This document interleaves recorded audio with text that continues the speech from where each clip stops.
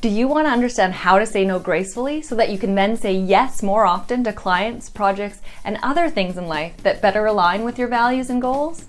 Keep on watching to find out all the details in this edition of the Digital Marketing Postcard.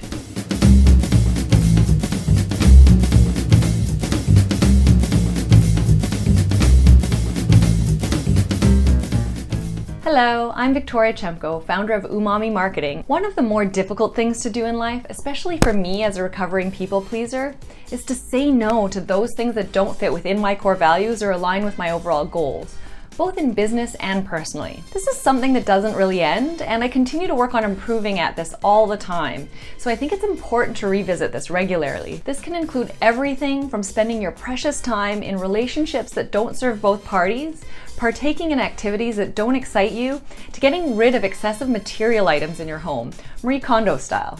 First of all, it's key to understand what it is that you want, your values, and your overall goals so that you can then have more clarity on what doesn't fit in that picture. With certainty comes more ease in making the decision first and foremost of what to include in your life and business, and also what to not include. And so once you've got that figured out, here are 5 key considerations to help you say no gracefully.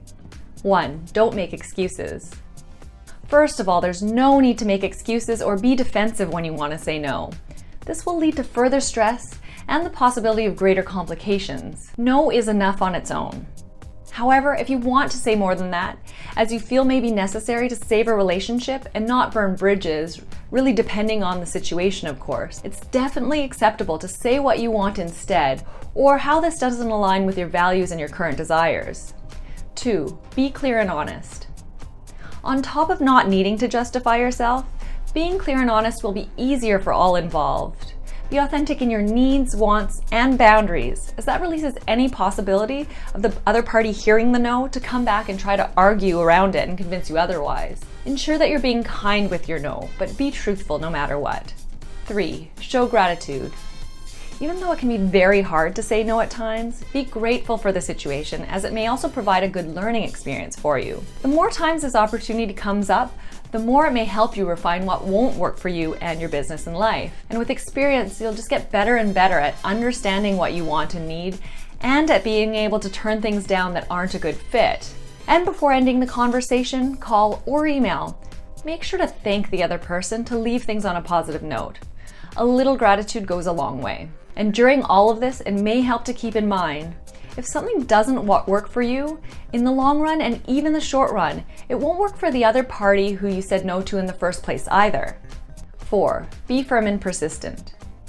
If your initial no isn't accepted gracefully, make sure to repeat yourself in the same manner and of course still kindly.